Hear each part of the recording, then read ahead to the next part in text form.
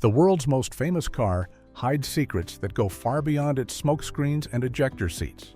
From a stolen prototype worth millions vanishing into thin air to a toy car painted the wrong color that sold 4 million copies, the Goldfinger DB5's real story is stranger than fiction. Here are 15 weird facts you didn't know about Goldfinger's 1964 Aston Martin DB5. Fact 1. The movie car was actually a DB4. When audiences first saw James Bond's sleek silver Aston Martin in Goldfinger, they assumed they were watching a brand new DB5 in action. The truth is far more interesting. The iconic gadget car that became the most famous automobile in cinema history wasn't actually a DB5 at all. It was a modified DB4 Series 5 prototype that Aston Martin had been using as a development test vehicle before the film crew came calling. This particular car, bearing the chassis number DP216/1, started its life painted in Dubonnet red, a deep burgundy color that looked nothing like the silver beauty Bond would eventually drive. Aston Martin had been using this prototype as what the automotive industry calls a development mule, essentially a test bed for working out all the bugs and design issues before the real DB5 went into production. The car had already logged countless miles, being pushed to its limits by Aston Martin engineers when production designer Ken Adam spotted it at the factory. When the filmmakers needed a car for Goldfinger, this well-used prototype was given a complete makeover. The factory stripped off the red paint and refinished it in silver birch, the elegant gray shade that would become synonymous with Bond. They registered it with the now legendary license plate BMT216A on May 1, 1963. The DP designation in its chassis number stands for Development Project, essentially Aston Martin's internal code for experimental vehicles. So while moviegoers thought they were seeing cutting-edge automotive technology, they were actually watching a heavily disguised hand-me-down that had already served its time as a company test vehicle before achieving Hollywood immortality. Fact 2. Aston Martin didn't want to do it. Getting an Aston Martin into Goldfinger turned out to be nearly as difficult as one of Bond's actual missions. When producers Harry Saltzman and Cubby Broccoli first approached Aston Martin about featuring their cars in the film, the company's response was a flat rejection. The automaker simply wasn't interested in what would become the most successful product placement in cinema history. Production designer Ken Adam, who had his heart set on an Aston Martin for the film, refused to take no for an answer. Adam was a car enthusiast himself and believed the British luxury sports car was the perfect match for James Bond's sophisticated persona. Along with special effects supervisor John Steers, Adam made multiple trips to Aston Martin's headquarters to pitch the opportunity. They explained how the car would be featured prominently in the film and equipped with an array of exciting gadgets that would make it unforgettable. Even with Adam's persistence, Aston Martin boss David Brown remained skeptical. The company worried about associating their prestigious brand with what might be seen as a silly spy film filled with unrealistic gimmicks. They also had concerns about the potential costs and the disruption to their normal operations. It took extensive negotiations and repeated visits before Brown finally relented and agreed to loan 2 cars to the production. The decision almost didn't happen, and if Aston Martin had held firm in their refusal, Bond might have ended up driving a Jaguar E-Type or Ferrari instead. Looking back, it's remarkable to think that the company nearly passed on what would transform them into a globally recognized household name and forge an association with James Bond that continues more than 60 years later. Fact 3. The ejector seat was a child's idea. One of the most memorable moments in Goldfinger comes when Q warns Bond not to touch the red button hidden under the gear shift. That button activates the passenger ejector seat, a gadget that would become one of cinema's most iconic scenes. What most people don't know is that this brilliant idea came from someone who wasn't even old enough to drive. Director Guy Hamilton's young stepson, who was around 10 years old at the time, had been watching television one evening when he saw something that sparked his imagination. The show featured an ejector seat, likely in a military or aviation context, and the boy immediately thought it would be perfect for Bond's car. He excitedly told his stepfather about the concept, suggesting that it would be an amazing way for Bond to get rid of unwanted passengers. Hamilton loved the idea instantly. It was exactly the kind of unexpected, slightly absurd gadget that would perfectly capture the tone they were trying to achieve with Goldfinger. The suggestion from a child brought a playful creativity to the film that adult screenwriters might have overlooked as too outlandish. Hamilton brought the concept to Ken Adam and the rest of the production team, and they immediately began figuring out how to make it work practically. The ejector seat became one of the film's most quotable moments, with Q's deadpan delivery of "I never joke about my work, 007" in response to Bond's skepticism. It's fitting that such a whimsical gadget came from youthful imagination rather than the minds of experienced filmmakers. The contribution of Hamilton's stepson proves that sometimes the best creative ideas come from the most unexpected sources, and that thinking like a 10-year-old can produce movie magic. Fact 4. Special Effects Chief, drilled into a priceless prototype. John Steers faced one of the most nerve-wracking moments of his career when he prepared to install the ejector seat mechanism into the Goldfinger DB5 as the special effects. As the supervisor responsible for bringing all of Q's gadgets to life, Steers knew his first major task was drilling a large hole through the roof of Aston Martin's pristine prototype. This wasn't just any car, it was an irreplaceable development vehicle on loan from a company that had been reluctant to participate in the first place. Steers carefully measured and marked the spot on the roof where the ejector seat would blast through. He taped off the area to protect the surrounding paint and metal. Then he stood there, staring at the beautiful silver birch finish, holding his drill and contemplating what he was about to do. The weight of the moment was overwhelming. If he made a mistake, if he drilled in the wrong spot, or damaged the structural integrity of the roof, the entire production could be jeopardized. Aston Martin might demand their car back, and the film's most memorable gadget would never make it to the screen. Unable to proceed, Steers put down his drill and walked away. He made himself a cup of coffee, trying to calm his nerves and work up the courage to permanently alter this expensive automobile. After his break, he returned to the car, picked up the drill, and finally made that first critical hole. He later recalled that it was absolutely terrifying, but once the first hole was made, the rest of the installation process became easier. The ejector seat mechanism worked perfectly during filming, and Steers' moment of hesitation became just another forgotten part of movie-making history. Fact 5. One car was too heavy to drive properly. While audiences watched Bond effortlessly maneuver his gadget-laden Aston Martin through thrilling chase sequences, the reality behind the scenes was far less graceful. The DB5 that John Steers and his team packed with all of Q's modifications became so heavy and mechanically compromised that it could barely function as an actual car. The addition of all the gadgets added approximately 300 pounds to the vehicle's weight. This included the pneumatic and hydraulic systems needed to operate the tire slashers, the compressed air tanks for the smokescreen, the mechanism for the bulletproof rear shield, the revolving number plate system, and of course, the ejector seat assembly. Every one of Q's clever modifications required heavy mechanical components, pressurized tanks, and control systems that had to be crammed somewhere inside the car's body. The most problematic consequence of all this extra equipment was what happened to the front-mounted Browning machine guns. To fit these weapons behind the front indicator lights, Steers had to pack so much hardware into the front fenders that it severely restricted the wheel's ability to turn. The steering angle was reduced to just 5 degrees, meaning the car could barely turn at all. This made the gadget car essentially unusable for any actual driving scenes, particularly the high-speed chase sequences that required sharp turns and quick maneuvering through narrow roads. This is why the production needed a second DB5 that was kept as a standard road car without the gadgets.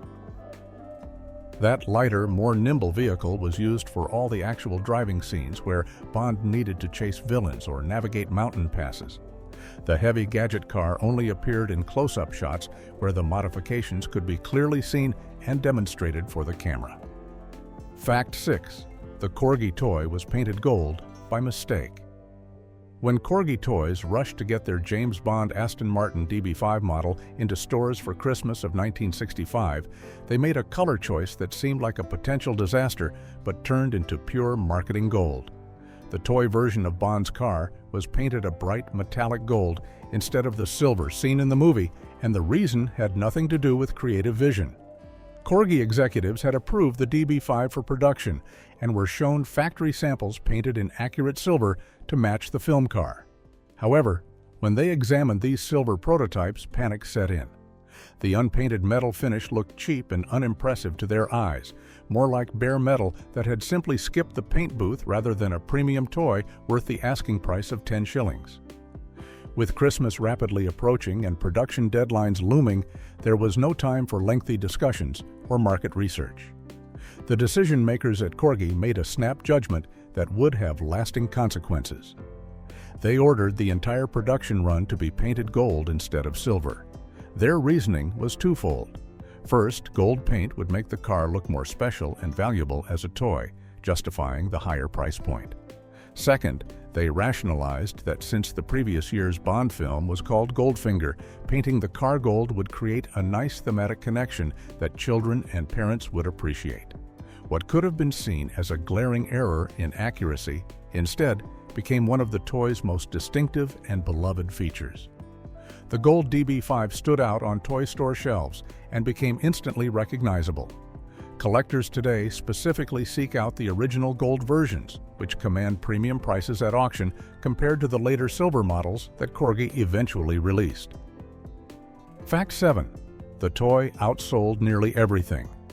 The Corgi DB5 didn't just sell well, it became a cultural phenomenon that transformed the British toy industry forever. When the model hit store shelves in October of 1965, nobody could have predicted the buying frenzy that was about to unfold. Within just 7 weeks, Corgi had sold an astonishing 750,000 units, making it the first true Christmas blockbuster toy in British history. The demand was so overwhelming that Corgi's factory in Swansea, Wales, simply couldn't keep up. Workers who normally operated on standard shifts found themselves working late into the night, with production lines running almost continuously. Lorries stood by at the loading docks, waiting to rush finished models to desperate toy retailers across the country. Despite producing approximately 10,000 cars per day, it wasn't enough. By Christmas Day, store shelves were completely empty, and frustrated parents who had promised their children a Bond car were left disappointed. The model's success didn't end with that initial Christmas rush. Over the next 5 years, Corgi sold just under 4 million DB5 models in various versions and editions, making it not only the best-selling toy car in British history, but also one of the most successful licensed toys ever created. The tiny car that cost 10 shillings went on to win the UK Toy of the Year award and generated more revenue than Corgi executives had dreamed possible. Each model required hand assembly of 28 individual components, including the working ejector seat mechanism, pop-up bullet shield, and extending machine guns. The attention to detail and functional features made it feel less like a simple toy and more like a miniature version of the real thing, justifying its premium price point and driving the incredible demand. Fact 8. It appeared on TV. Before Bond. Before the DB5 became forever linked with James Bond, it had a secret life on television that most people have completely forgotten. The prototype car that would star in Goldfinger actually made its screen debut several months earlier in an episode of the popular British television series The Saint. This means Roger Moore, who would eventually become James Bond himself in the 1970s, was actually one of the first actors to drive the famous car on camera. The episode was called The Noble Sportsman and was the 17th episode of the show's second season. At the time, the car was still painted in its original Dubonnet red color and functioning as Aston Martin's development prototype. The Saints production team arranged to borrow the car for filming, likely seeing it as an opportunity to feature Aston Martin's exciting new model before it was officially released to the public. Moore's character, Simon Templar, drove the car in several scenes, though without any of the gadgets that would later make it famous. After filming wrapped on the Saint, the car returned to Aston Martin, where it was repainted silver birch and prepared for its much more famous role in Goldfinger. The transformation was so complete that viewers who watched both productions probably never realized they were seeing the exact same vehicle. The registration plate, BMT216A, would become iconic on the silver Bond car, but few remember it first appeared on screen in red with Roger Moore behind the wheel. This quirk of timing creates an amusing piece of trivia. Roger Moore drove the Goldfinger DB5 before Sean Connery did, and yet Moore is often remembered as the Bond who never got to drive the famous car in his official Bond films. Fact 9. The car was stolen in a heist worthy of Bond. On the night of June 18, 1997, thieves pulled off one of the most audacious vehicle thefts in history when they stole the original Goldfinger DB5 from a secure airport hangar in Boca Raton, Florida. The heist was so well planned and perfectly executed that it could have been written as a scene in a James Bond film itself. The car belonged to Anthony Pugliese III, a real estate developer and serious collector of pop culture memorabilia. His collection already included Christopher Reeve's Superman costumes, Harrison Ford's bullwhip from Raiders of the Lost Ark, and the felt bowler hat worn by Oddjob in Goldfinger. The DB5 was the crown jewel of his collection, and he kept it stored in a supposedly secure hangar at Boca Raton Airport, where private jets and valuable vehicles owned by millionaires were stored under professional security. The thieves demonstrated remarkable inside knowledge of the facility. They knew exactly which hangar contained the DB5, when security would be at its lightest with only one guard on duty, and how to disable the alarm systems. They sawed through the padlock and cut the chain-link fence to gain access. Evidence at the scene suggested they dragged the heavy car out by its axles, leaving distinctive marks on the hangar floor. Some investigators theorized that the thieves then loaded the DB5 onto a waiting cargo plane and flew it out of the country under cover of darkness. The theft was discovered the next morning when the hangar was opened. The car simply vanished, worth an estimated $4 million at the time of the theft, but valued at more than $25 million today. Fact 10. It's been found in the Middle East. After more than 2 decades of silence following the 1997 theft, investigators tracking the stolen Goldfinger DB5 finally got a breakthrough that brought them tantalizingly close to recovering the world's most famous missing car. Christopher Marinello, a lawyer and the chief executive of Art Recovery International, has been obsessively pursuing this case since 2007, calling it his white whale and the holy grail of art and vehicle recovery. In 2021, Marinello received what he describes as a very credible tip that led him to believe the DB5 is currently sitting in a massive private car collection somewhere in the Middle East.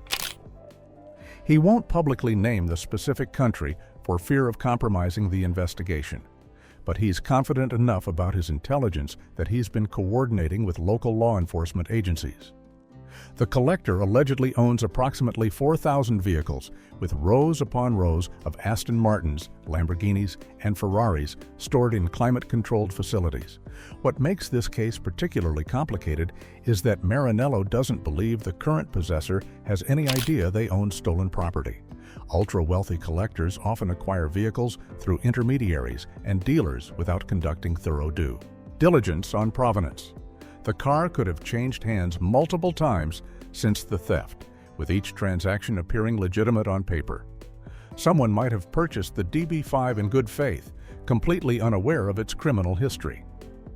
The insurance company that paid out the original claim is offering a $100,000 reward for information leading to the car's recovery. Marinello hopes that either the reward or the threat of public exposure will eventually convince the current owner to negotiate a private settlement. Fact 11. Revolving license plates inspired by parking tickets. One of the DB5's cleverest gadgets came from a place of genuine frustration rather than creative imagination.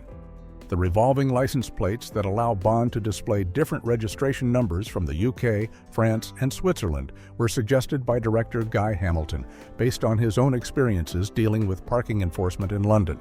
Hamilton was an avid driver who frequently found himself on the wrong end of parking tickets throughout the city.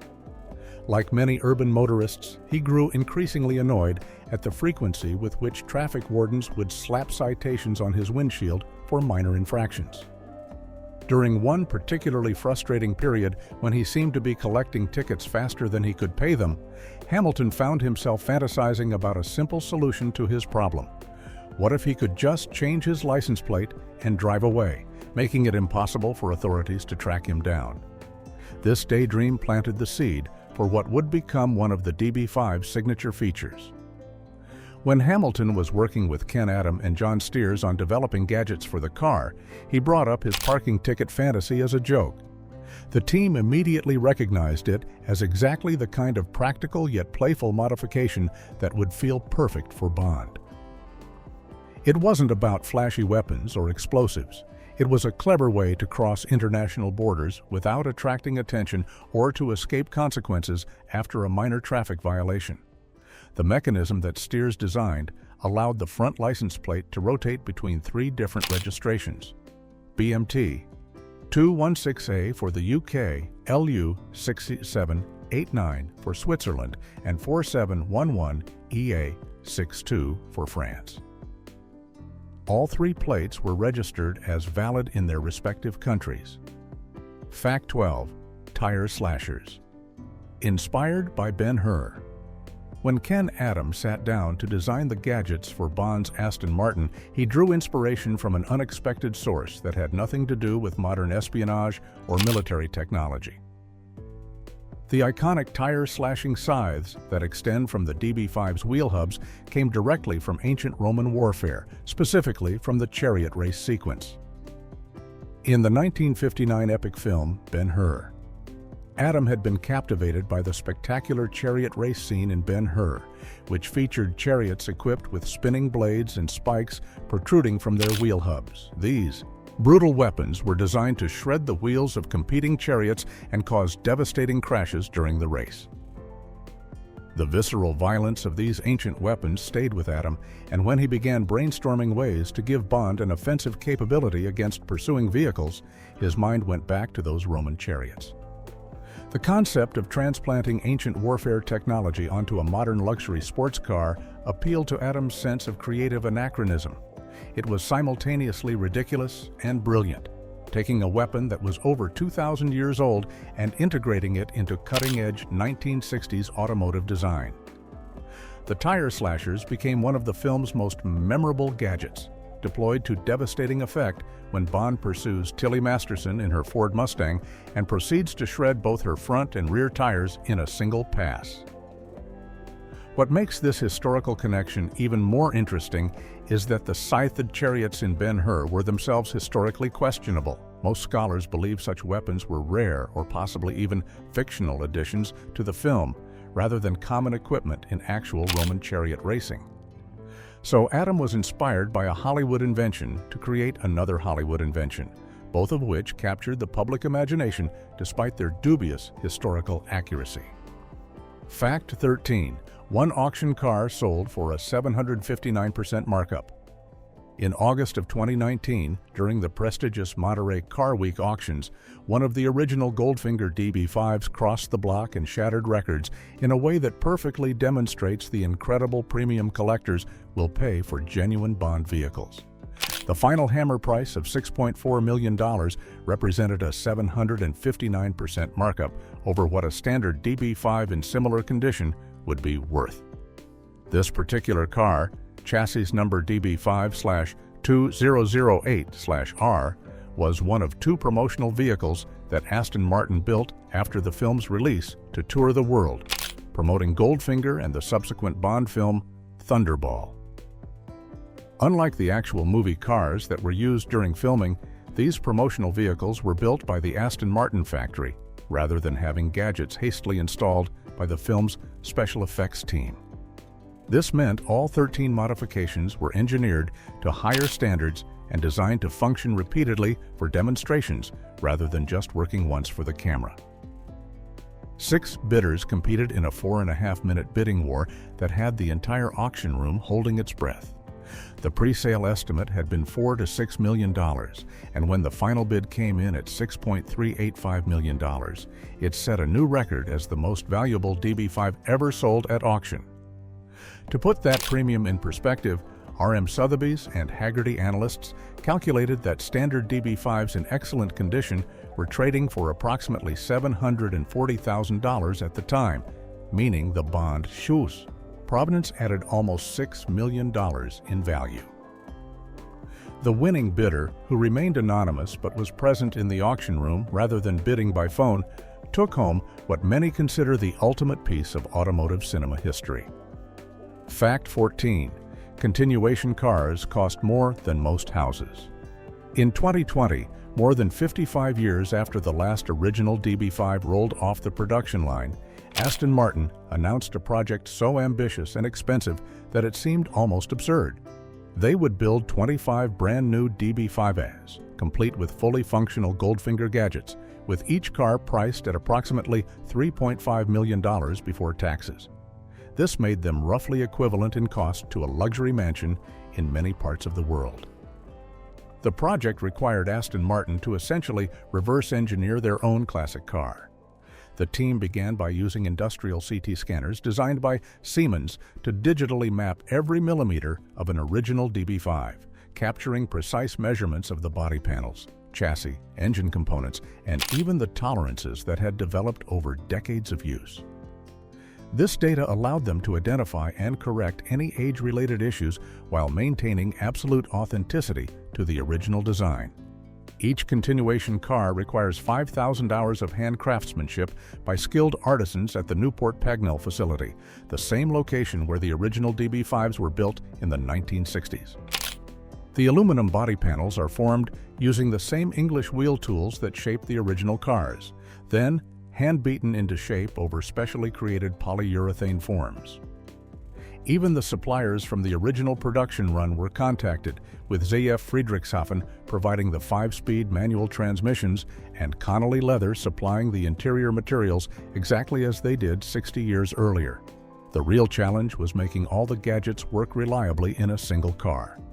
The original movie production could spread different modifications across multiple vehicles, but each continuation car needed every gadget functioning properly: revolving number plates, smoke screen, simulated oil slick, front-mounted machine guns, bulletproof shield, and extending rams.